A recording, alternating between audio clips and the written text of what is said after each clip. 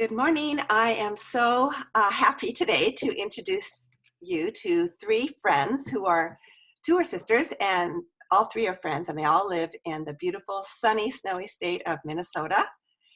And you'll probably hear that in their accents. My husband's from Iowa. I didn't mention that, girls. Oh, okay. So we have relatives even north of where he's from, but he said he'll never move back. So sorry, we can't be neighbors. It's Kristen and Kendra and Julie, and they write together, and they're going to be telling you a little bit about themselves, and they are called the Ruth Experience. So Kristen, start with you. Tell us a little bit about your family. Each of you do that, and your vocation, and we'll get into legacy in a little bit, but first a little bit of an introduction, if you would, please. Sure. My name is Kristen Demery. I have been married to my husband for almost 13 years, and we have three daughters. They're 8, 10, and almost 5. Had to think about that for a minute. And my background is actually in journalism. I did that for many, many years. And then once I started writing with Kendra and Julie, I went more freelance, and so I still do quite a bit of writing and editing, but that is my full-time vocation. Wow, great. Okay, Kendra. I'm Kendra. I am married to my husband, Kyle. It'll be 15 years in another month here or so. We have 5 children. Oh. They range in age from 29 down to 5. That's because we did foster care for a number of years and adopted 3 of our 5 kids from the foster care program. So we have quite the span of ages, and all of our kids live locally close by. So we have a full house most days. But I actually am a clinical social worker by background.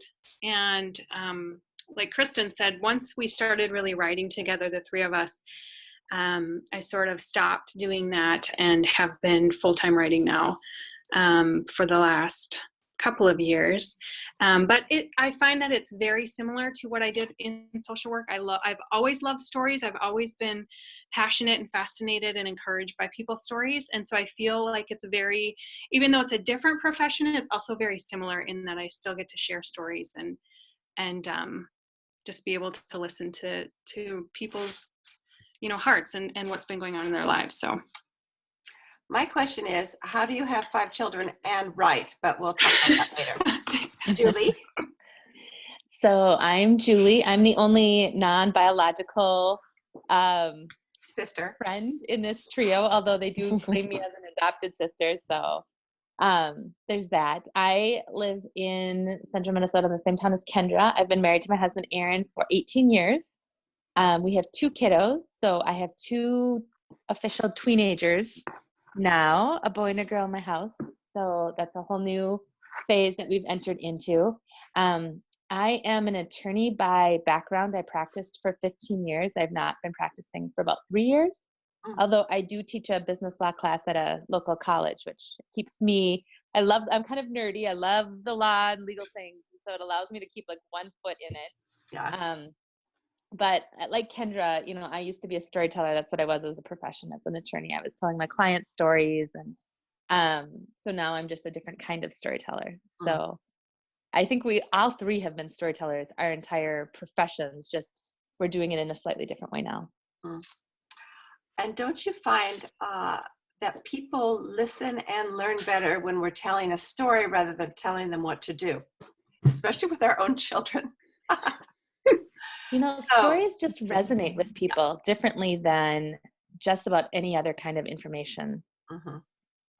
I find that sometimes I only remember the story and not the application, but that might be my age. No, I think that's... I feel like it's part of that, the appeal of stories is that it's hard to argue somebody's story. You know what I mean? If that is somebody's authentic experience, it's really hard to argue against that. And so I think that's one of the reasons it's much more effective than, like you said, trying to, come at somebody with facts or, tell your kids what to do. Great. That would be a great write-up as to why do story.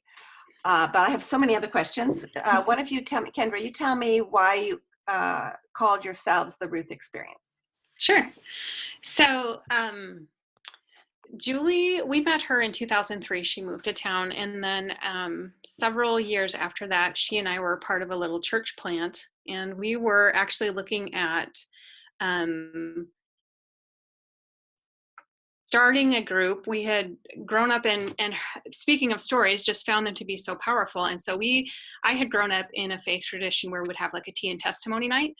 And so we kind of decided we wanted to do that same thing, but the women who were coming to our little church plant were a lot of women who had no church experience. They were younger. They came from a variety of backgrounds, and we just kind of figured calling it tea and testimony night, they just wouldn't, they wouldn't know what that meant. They wouldn't come. What's a testimony? Exactly, right. And so as we were praying about what do we call this, because we know the power that is in hearing one another's testimonies. So what do we call it to be able to gather women? And so as we were praying, we were reading, excuse me, through the book of Ruth, and just really kind of struck by the story of Ruth and Naomi and how they did life together, how they journeyed together, how they experienced joy and heartache and pain and all of the things. And so we kind of thought, well, that's sort of what we want these nights to be like. So we decided we're going to call this the Ruth Experience. And so we named those, and we did several of those where women would come and they would share their stories. And then as we were, the three of us coming together and deciding to write, we were like, well, what do we want to call this online space, our website and social media and all of that? And we realized we wanted very much the same thing in that realm as well, to have this community where women could come and they could be encouraged and they could hear authentic stories, not just from us, but from other women as well.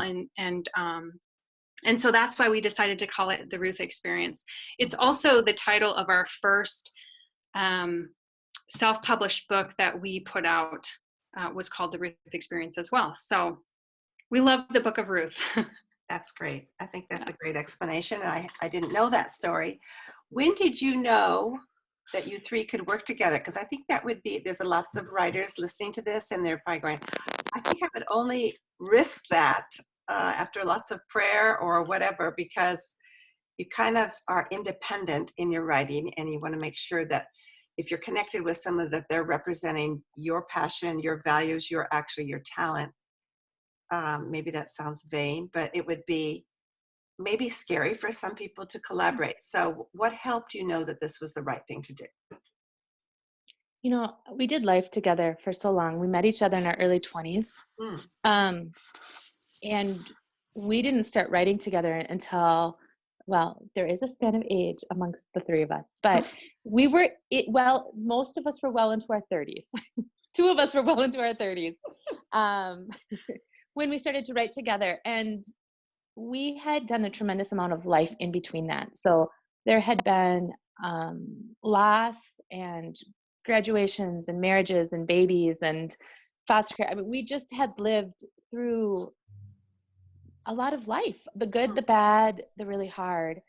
So we knew each other and we were all on the same page as far as just our faith journey, our faith walk. Like we had developed spiritually together as much as we had developed as women. You know, there's just this growth that you go through and you get so anchored with one another as you live all those kinds of pieces of life. So for us, we didn't even really stop to consider that we might fail at it or that we might not be compatible at it, simply because we had so much life behind us. I can definitely see that if we had only known each other for a year or for 2 years, that might be a completely different question and something you would have to think about. I love that you said we didn't even have to think about it, because I think that's when God is behind it, because it's like saying yes to proposal to marriage. It's so scary. You have to be really sure to jump off that cliff. And so you're so in love and you don't really see the blind spots in somebody else or yourself that you say yes. And then you get into it and you trust God for the rest. And not that you guys are in a marriage, but in a sense, you're having to give and take, but you're so passionate about the same thing. Number one, Christ and your families. And then the main thing that's come out from what I've seen that you're producing is this whole legacy of kindness. And so I'd like you to tell me, how did you come across that being your theme? Like people think of hospitality, they think of me or mentoring. And but for you, at least for now, it's kindness. So someone tell us, how did you think this is it? More than Naomi and Ruth, even though they were kind to each other most of the time. How did you get this theme? Maybe Kristen, want to answer that? Sure. Well, it kind of started for us one November when we were sitting at a coffee shop, and we were kind of bemoaning the fact that it was November and our kids already had really long Christmas lists. And so we decided at that point in time that we wanted to just refocus the season on Jesus, and take some of the focus off of the materialism and what our kids were getting. And so with that, we decided to do something that we called Advent Acts of Kindness. Each day during the month of December, we would rotate and do an act of kindness every day. And then we would post about it on social media, and we asked others to join in with us. And so we did that for several years, until one year in January, just after we had finished with our Advent Acts, I asked the ladies if they would what they thought about doing it for a whole year. And I think that they probably thought I was crazy, but they very graciously agreed to try it out and see what happened with our families. And so that's what we started doing. We did a full year of kindness every day. We kept a Google Doc with, our comments on what we had done that day. And, there were days where it was easy, and there were days where I was scrambling at 11 p.m. because I had forgotten to do something. And so I was. Kristen, just a minute, all three of you do it each. So you're really dealing with 3 times 365 acts of kindness. Yes. You had that to choose from when you were going to write the book. Yeah, absolutely. Yeah. So that was really where we got our idea and our start for it. And so it's just kind of continued from there, Sue. Okay. So so materialism versus Christ's focus onto kindness. Some people might say materialism, Christ onto something else, joy in despair, or choosing self-control or patience. Yet you chose kindness, which I think is so great because it crosses all lines, as we know, all political lines, all religious lines, faith lines, because no one really can argue with kindness. I remember seeing on the back of a toilet at a friend's house one of those perpetual calendars, and it said, the most important thing is kindness.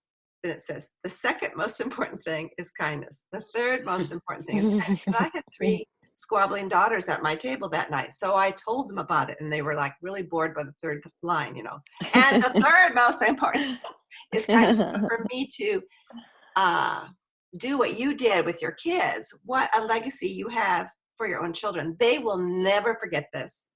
They will multiply this in their dorm room when they go up to college, in their sorority when they see cat fights, in their own families with their children. And it will be equally hard for them because our default is often selfishness. So how has it helped you personally to have this focus? I'll start with you, Julie. The focus of kindness.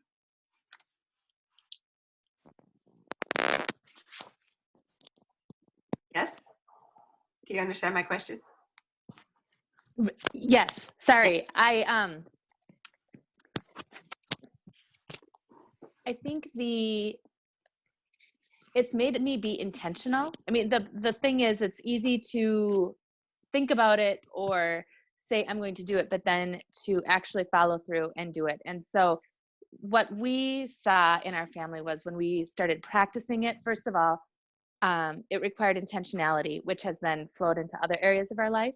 But it also gave us a better view of what was going on around us. And so it's made it easier for me to see and then respond when I come across somebody who is sick and maybe needs a meal or needs a note in the card or a note in the mail or just little things. And so I'm much quicker to take notice, but then I'm also quicker to respond. And I'm seeing that in my kids as well, is that, it can be just so easy to think nice things, but then get distracted and move on with your life. And then you get to the end of the week and think, shoot, there wasn't a single kind act that I did. Or, it's this idea of your intentions are good, but you just never quite get to the point of implementing them. Mm-hmm. And so that was one thing that we've seen in our family with kindness, is that it's made us more intentional, but it's helped us to see and then respond quicker. Which I am thinking of writing a book, but I said that the last one I interviewed only was a different topic. I can see you because God sees us, and and He sees other people through our eyes, and so that's what you've been doing. What about you, Kendra? How has it made a difference in your life to have this theme of kindness? I was thinking about what we've been talking about, and even this idea of legacy. I think one of the things it's been an encouragement is just seeing how it has played out in our children's lives, because we all do things to raise our kids and hopefully think we're raising them well. But I mean, our kids aren't perfect. They fight with one another. They argue. They do these things, and you think like, oh my goodness, I am like failing as a parent. And then you'll hear from a teacher about how they sat by, the new child who came to school who didn't have anyone at lunch. And it's like, okay, wow, doing these kinds of things, adding this to our lives is making not only us be more intentional, but it's making our children to be more intentional as well, which is a huge part of our legacy. We think legacy is like this huge thing, but it can actually be really, really small too. In a lot of ways. And so that just makes us go, okay, maybe we are doing something right with our children, so I think one of the biggest encouragements that it's had for me is that, because I think sometimes we worry that we aren't doing this right with our kids. And I don't think we need to. I think if we just do small things, they see that example and they will take that on themselves. Mm-hmm. That's so true. A wiser older friend told me when I first was a new mom that more is caught than taught. And I got kind of annoyed when she told me that, because I'm a good teacher and I'd rather teach it than show it. But it takes it's a heavier workload for the Holy Spirit for us to show it than just to tell someone. And so what you three are all passing down to your kids are just so great. Okay, we just have a few more minutes, Kristen. How has it affected you? I feel like my answer is probably similar to Kendra and Julie's, just in the idea that, it's important to stay others focused, and what that looks like. And I think that even plays into what our calendar looks like, and the people that we choose to interact with and stuff. So I would say for me and for my family, definitely that's what we have used as the framework, and that's all been grounded in the kindness and the kind acts that we have laid in the past few years. So I would say that's the biggest thing for me. Well, I love that intentionality, how your calendar looks like. I know Monday I thought, well, I have sort of a blank calendar, and by that night I had met with 4 people. So I thought, well, thank you, Lord, that I had the flexibility, but that's what I'm about, what God has made me about. And so I was grateful, even though, the dishes weren't done or what's vacuuming anymore.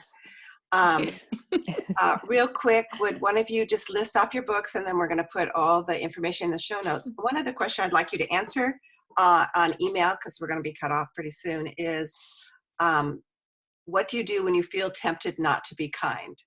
But you don't need to say that now, but I would like to answer that in the show notes. So be honest when you email me after this, and someone's going to send me a recipe as well. But let's see, Kendra, why don't you list off the names of your books, and then we'll close it out.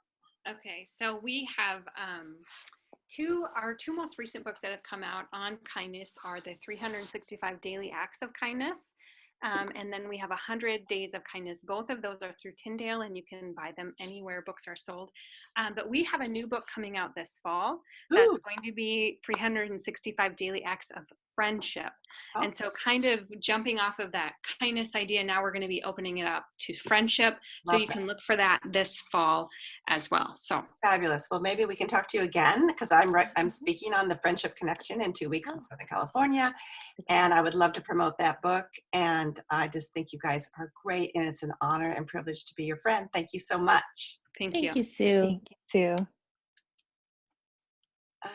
Okay, cancel that.